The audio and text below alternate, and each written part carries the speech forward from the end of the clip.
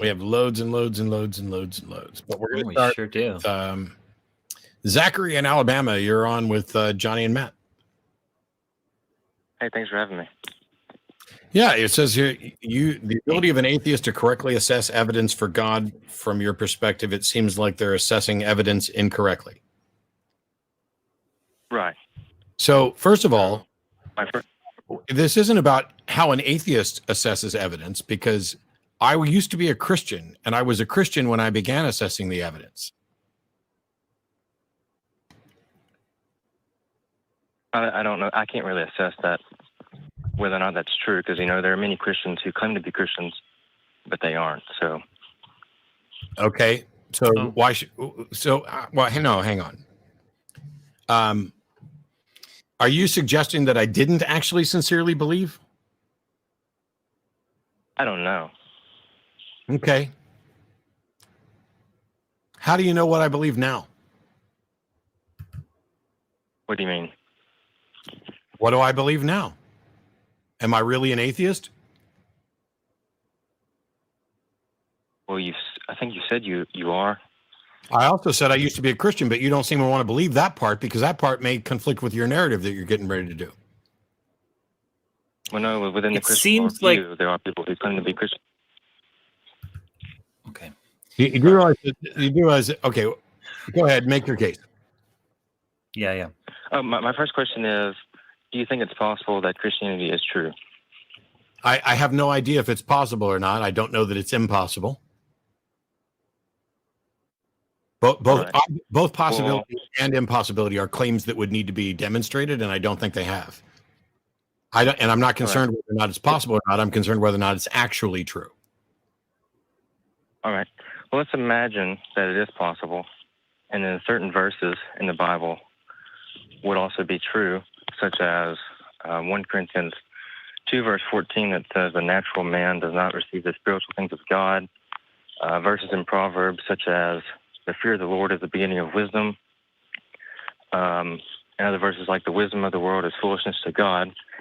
If these verses are true, then it's possible that atheists have this inherent disadvantage at seeing the truth, because their presuppositions and their attitudes prevent them from doing so.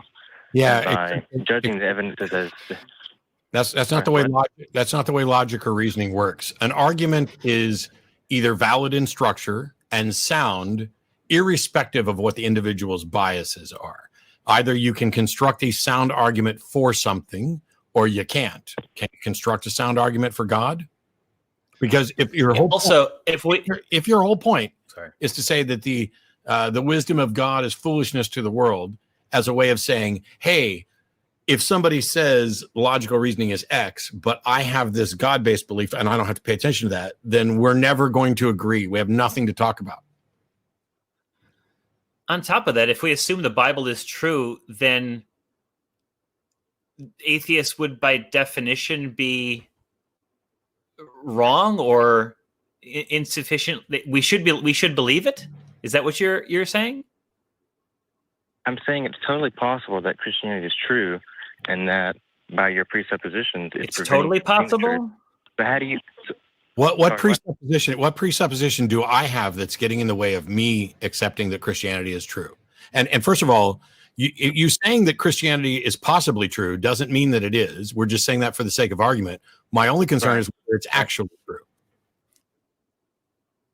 My argument is, if you rely on your ability to judge the evidence, you're presupposing that Christianity is false, because if it were true, no, I'm not. And your methods would be flawed from the beginning.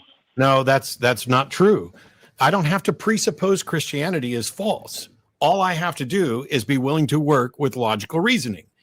Now, if your claim is that if Christianity is true, then logical reasoning is no longer reliable, then that's a different thing to discuss. Well, assuming that you can only use logical reasoning is to assume that there are no other paths to truth, but Christianity says there are. So that's why I say you presuppose. I don't care what Christianity says, because it isn't true until it's demonstrated that it's true.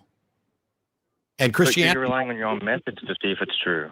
And if Christianity is true, then your whole process is flawed. Do you recognize that? No. That's the whole point. Even if Christianity is true, logical reasoning is still valid and sound. I agree. Okay. So you don't get to say that if Christianity is true, my whole methodology is flawed, because my whole methodology is logical reasoning. Is there a logically sound argument for Christianity? A logically sound argument for Christianity. Well, you said that logic, I do agree with you that logic is still sound. It's just that within the Christian framework, it's not necessarily logic that brings you to God. In the Bible it says that faith comes by grace, revelation. You're only relying on logic that you can understand. No. You don't. Natural mind. No, sir. That suggests there's logic that's beyond our comprehension. When you just talked about Well, faith, there is. no, sir. You just talked about faith and grace, neither of which are logic. Well, they're not logical to you. They're not logic. So here, I didn't say they were logic. Let me ask you the same question we asked somebody else. Is it possible for me to believe something based on faith, and that thing I believe is wrong, that is not true? Yes. And it's also possible for me to believe something based on faith, and that thing is true. Yes. How do we tell which things are true or not? Is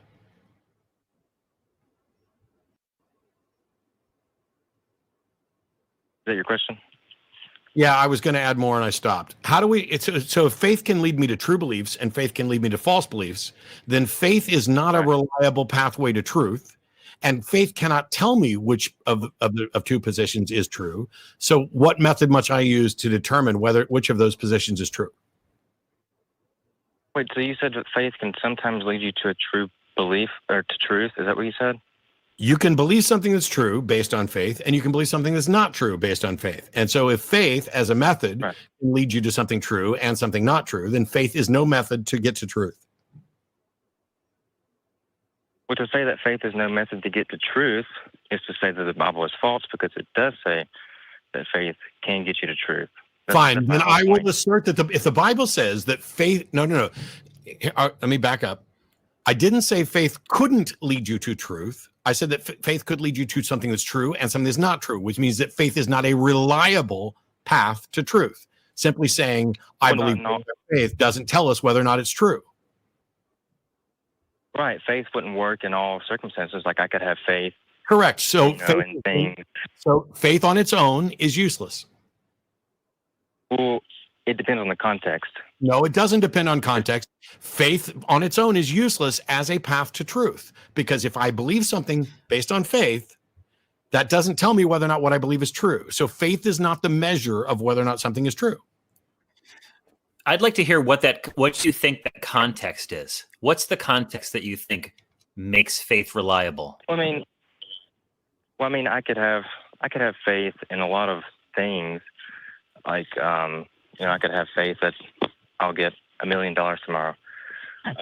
But faith in God is a bit different, because within the Christian framework, it is faith that leads you to truth. And so to say that faith is not reliable is to already assume. Yeah. What? Yeah, so what you're doing is question begging. You're beginning by assuming that Christianity is true. And if Christianity is true, then faith becomes a path to truth, while you've already acknowledged that faith is not a reliable path to truth. You don't get to do that. Can I just make one more? Can I make a point? Can I make my point? Sure. So my point is, like, you can't really exclude certain paths of truth, like faith. Yes, you can. Like the Bible says things like, yeah. Why can't you? Yes. Why can't you? Here, hang on. I got a perfect. Easy, Zach. Is a coin flip a reliable pathway to discerning the truth? That's a strange question. I would say no, though. I would say no too, because let's say I've got two choices. I either think I'm going to get $1 million tomorrow or I'm not. So I flip a coin and I say, if it's heads, I'm going to get $1 million today. So I did a coin toss, and I have no reason to think that led me to the truth, right? Right. Okay. Can you demonstrate that faith is more reliable than a coin toss? Well, it's hard for me to demonstrate it to you. No, sir. You're not the one that not the has way. the faith. No, sir. That's not the way reason works. There's not something that's true for you or something hard to demonstrate to you. Can you demonstrate that faith is more reliable than a coin toss? Because everybody who's tried, including the Templeton Foundation, keeps demonstrating that faith is no more reliable than a coin toss. Well, again, you're comparing a coin toss with like a whole religion. No, sir, I'm not. I'm talking about methodologies and suggesting that something. Right. You're suggesting that something is reliable, and I'm saying that I have no demonstration that it is any more reliable than a coin toss. Can you demonstrate that? Again, it's hard for me to demonstrate. Then you shouldn't have called. Given to you by experience. Given to you, but I'm saying you're excluding the possibility. I'm not excluding the possibility. I'm asking for evidence for a proposition. That is not excluding a possibility. I'm asking you for evidence, and you are not giving it. Zachary, can I ask you a question? If there, let's say there, Zachary, let's say we've got two sets of parents, and each set has a child who's dying of childhood leukemia, and both sets of parents have faith that if they pray to God to cure their child of leukemia, that child will recover. And one child gets better and one child does not get better. Okay? Were the parents whose child died, but who had faith that their child would get better, was their faith justified? I'm sorry, can you restate the question? So you got two sets of parents. One set of each set of parents has a child dying of leukemia. Both sets of parents pray to God to heal their child of leukemia. One child recovers, one child does not. Both sets of parents have faith that by praying to God wholeheartedly, that their child will recover. One child recovers, one child does not. Does the parents of the child who did not recover, was their faith justified? Well, you're talking about faith through prayer. I'm talking about faith as a means to truth. I don't see how this is relevant. Can you demonstrate faith as a means to truth is more reliable than a coin toss? If you say not to me, I'm How do you want me to? How do you want me to demonstrate it? I'm asking you if you can. What an absolutely telling question. I'm asking you if you can demonstrate it, and you're asking me how to do it. I'm claiming that it's a personal quest of truth through faith, not something that, here's you some faith, here's you some faith. Like, I can't give faith to you. I didn't ask you to give me faith. I asked you to demonstrate the reliability of the method that you're using. If I hold up a ruler and say I measured this and it's 3 inches, and you say, how do you know that that's 3 inches? I can show you the ruler, and I can show you that it works on everything else. I can show that at least it's consistent. And if you say, hey, your ruler's wrong, that was printed incorrectly, here's the actual standard, and now we know that this is actually 4 inches. Cool, we've corrected something. This is the methodology by which we go about determining whether or not something is true. Can you demonstrate that faith is a reliable pathway to truth?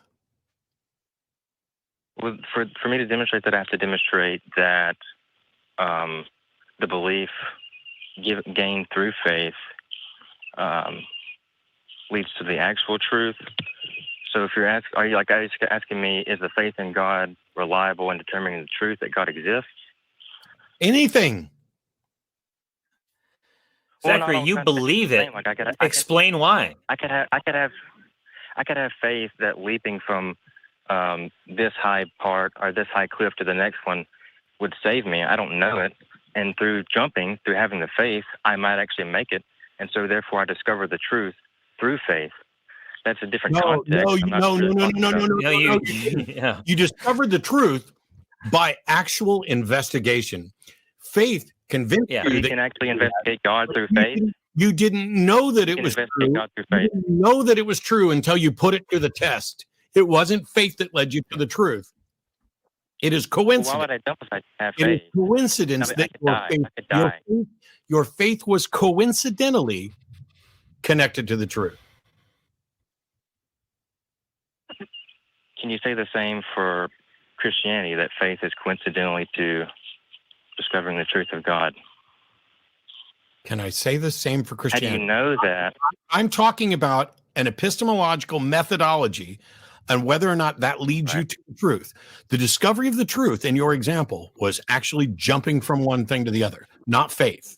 It was putting it to the test. That is how we get to the truth, not faith. I'm saying there are some truth claims in this world that you could not attain to if you did not have faith. Like what? Like what? Well, for example, jumping from one cliff to the next cliff, because I didn't have faith that I could make it, and I wouldn't jump. You don't have to have any faith that you can make it. You just have to be willing to do it to find out. I don't know, for example, I genuinely don't know if I went out and stood at the back porch, how far I could jump from a standing jump. I genuinely don't know. But I don't need faith that I'm going to make it 4 feet. If I'm going to make it, I put it to the test by actually doing the jump. And the truth is determined by the data, not by what my internal faith led me to. Maybe I can jump 4 feet. Maybe I can't jump 4 feet. The only way that we know what I have faith you could jump more than 4 feet. I don't. The only way we could know what the truth is for me to actually do it, not the faith. Faith doesn't lead us to truth. It's not a methodology. It's the excuse people give when they don't have a good reason. Because if somebody asks, why do you believe something? And you have good reasons, you give the good reasons. You don't ever say, I have faith. Yeah, Zachary. And what other avenue of life do you say excuse me. In what other avenues of life do you say, I believe this based on faith? I'm gonna buy this car. I think it's a good choice. I just have it on faith. No, you have it because you've done your research. You took a look at the car. You took it for a test drive. You maybe took someone with more knowledge about cars and they did an under the hood examination of it. You don't do it based on faith, right? Well, I wouldn't say any belief is totally formed on having 100% evidence. There's like a mixture of trust in your ability to actually perceive the evidence. You have to believe that, the world operates by logical what? Yeah. So the thing is, So you're saying that you know everything that you believe. no, I'm not saying that at all. As a fact. No, because you're no longer talking about the same thing. None of us are claiming absolute certainty. As a matter of fact, I don't think you can be absolute about anything. But the things that I believe are not based only on faith, because faith is not a reliable pathway to the truth. My beliefs are based on evidence. But see, by relying, what type of evidence? You're excluding faith as a means for discovering evidence within the Christian framework. No, sir, I didn't. No, sir, I did not exclude it. It excluded itself by demonstrating never demonstrating that it has that it is in any way a reliable method to truth. It excluded itself in the same way that the coin toss excluded itself. It is not using a lack of evidence to make a claim that faith can never be valid. That is, you haven't experienced it to be valid. You say it isn't valid. No, sir. I wish you would fucking listen. Can faith, as I said 20 minutes ago, faith, if you take something on faith, you might be right and you might not be right. But whether or not you're right, the justified belief that you are right is based on the evidence and not based on faith, because faith has no mechanism to tell you whether or not you're right.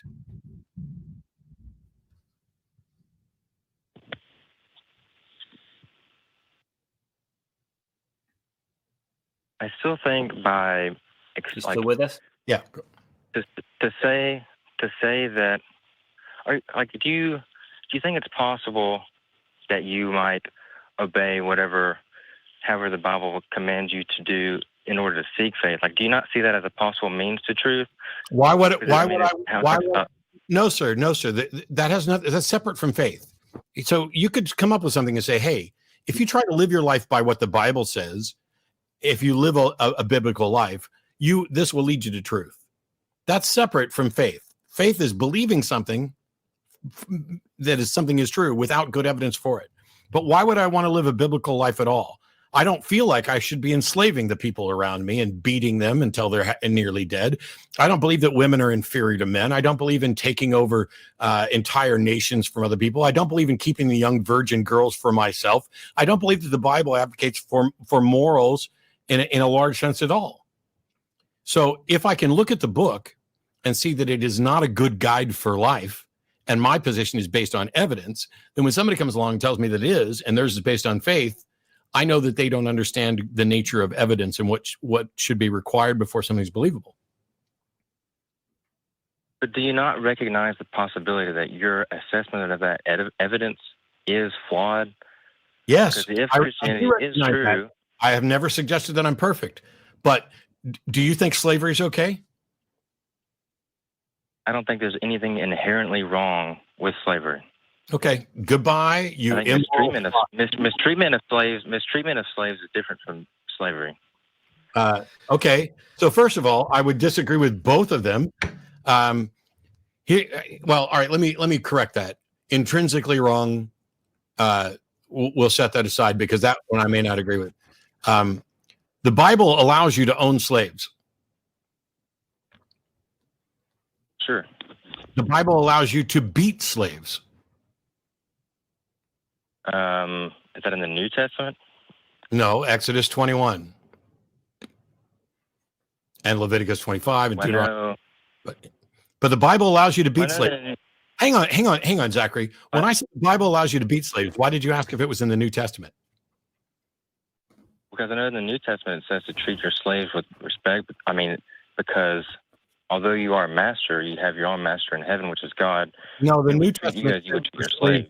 The New Testament tells slaves to obey their masters, even the cruel ones. But it doesn't matter whether something's in the New Testament or Old Testament. The Old Testament, you can beat your slaves as long as they don't die within a couple of days.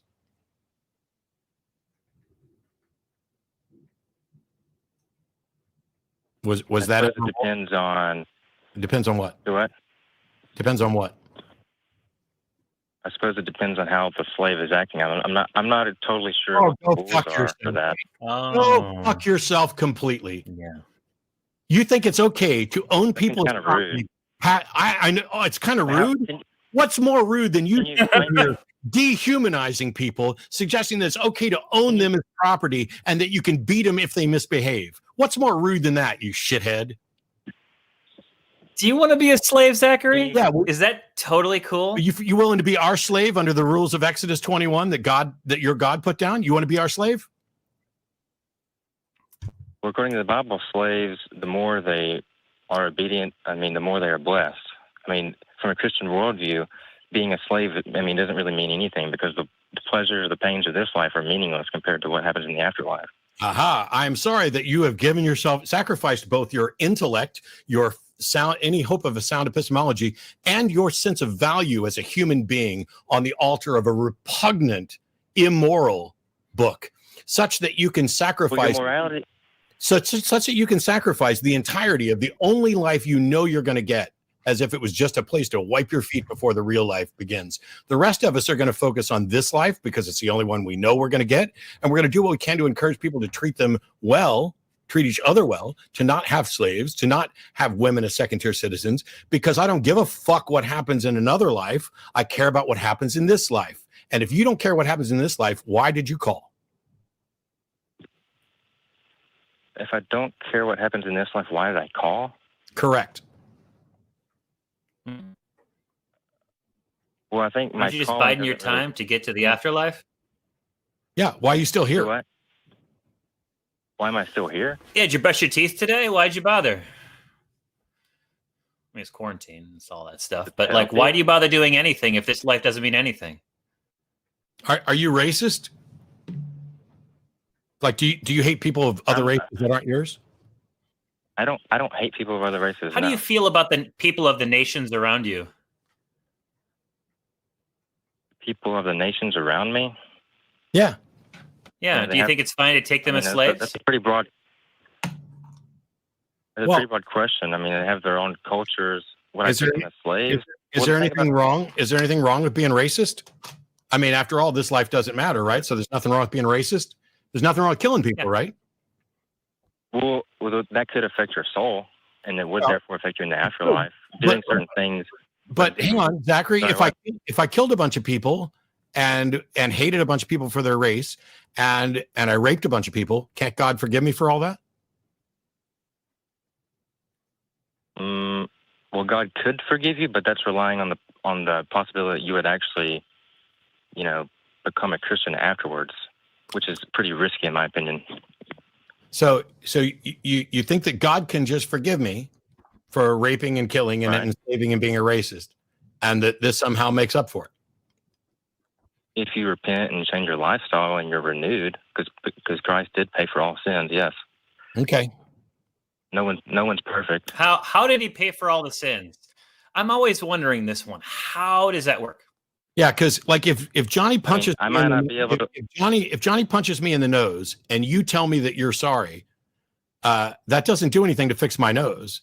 And if he steals $100 out of my wallet, and you just tell me that you forgave him, it doesn't. I'm still out $100. So how does God fix stuff? Yeah, how does that work? Break it down for us, please.